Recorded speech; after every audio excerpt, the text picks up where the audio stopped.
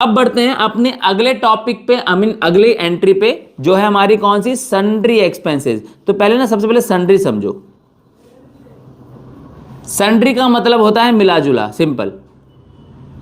मिला जुला टर्म सुना है तुमने, जिसमें किसी पर्टिकुलर एसेट को अपने मतलब एक जैसे ही है, एक जैसे मिलते जुलते हैं, तो ये सन्ड्री एक्सपेंस जो मिले जुले एक्सपेंसेस होते हैं ना, उनको सन्ड्री एक्सपेंस बोलते हैं, मिले जुले। जैसे सैलरी हो गया, रेंट हो गया, वेजेस हो गया, अभी सारे एक ही नेचर के हैं लगभग लगभग, एक्सपेंस नेचर है इनका और लगभग एक ही जैसे होते हैं, तो ये हमारे क्या कहते हैं, सन्ड्री, मिले जुले खर्चे। ठीक है, फॉर एग्जाम्पल वेजेस, ठीक है, salary, rent, electricity bill, travelling expenses, ये सारे क्या हैं, अभी सारे खर्चे सबको इंडिविजुअल नाम देने से अच्छा, मतलब अलग सबके एंट्री करने का क्या मतलब है। तो जब एक ही जैसी एंट्रीज हैं, लगभग लगभग एक ही जैसी है, सेम तरीके से ट्रीट होती है, तो इन्हीं को बोल देते हैं मिले जुले खर्चे, यानी सन्ड्री एक्सपेंसेस। तो सन्ड्री एक्सपेंसेस के लिए सबकी अलग अलग एंट्री करके दिखाने की जरूरत नहीं है, मैं आपको एक ही में समझा देता हूं।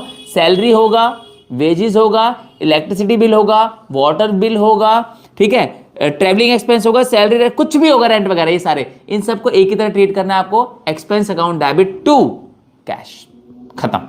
क्यों, एक्सपेंस तुम्हारा क्या है, बढ़ रहा है, डेबिट होगा, इसके बदले में जेब से पैसा जा रहा है, कैश जा रहा है, एसेट जा रही है, क्रेडिट होगा, एक ही तरीके से ट्रीट करना है, कोई टेंशन वाली बात नहीं है। तो क्या, जैसे पेड सैलरी टू एम्प्लॉय, अब इसकी जगह हो जाता पेड वेजेस टू एम्प्लॉय, इसकी जगह हो जाता पेड रेंट टू ओनर, वही आ जाता है ना, पेड ट्रेवलिंग एक्सपेंस टू जो भी तुम्हारा एजेंट है, सिंपल। तो सारी वही चीजें तो हैं। तो क्या होगा, सबसे पहले देखो, पहले रीड कर लिया, इन सब के लिए सेम ट्रीटमेंट है, बस ये ध्यान रखना, इसीलिए एक साथ बता रहा हूं मैं आपको ये सारी। तो अकाउंट कौन कौन से इन्वॉल्व है, जैसे यहां पर एक सैलरी अकाउंट है, राइट, सैलरी, इसकी जगह उनमें से कोई भी एक्सपेंस होता तो यहां पर वो आ जाता, खत्म। दूसरा, एक तुम्हारा कैश इन्वॉल्व है, कि तुमने किस फॉर्म में दिया है, कैश के फॉर्म में दिया है। नेचर क्या है, सैलरी तुम्हारी क्या है, एक्सपेंस, ये सारे एक्सपेंस ही थे, ठीक है। कैश तुम्हारे लिए क्या है, एसेट है।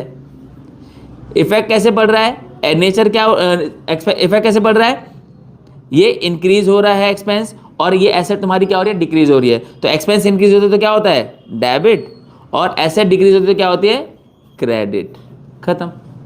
बात समझ में आ रही है। तो अब क्या करेंगे, salary account debit to cash account, कितना, salary account debit to cash account, कितना, 10,000।